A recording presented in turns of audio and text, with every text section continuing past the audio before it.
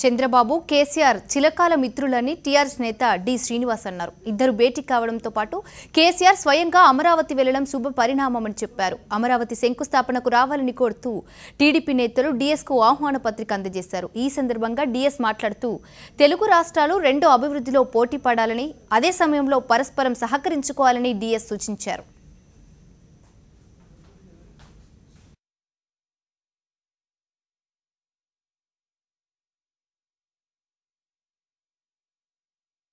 వాళ్ళు పరస్పరంగా మాట్లాడుకొని ఇరు ప్రాంతాలకు అనుకూలంగా దాన్ని సెటిల్ చేసుకుంటారనే నమ్మకం నాకుంది.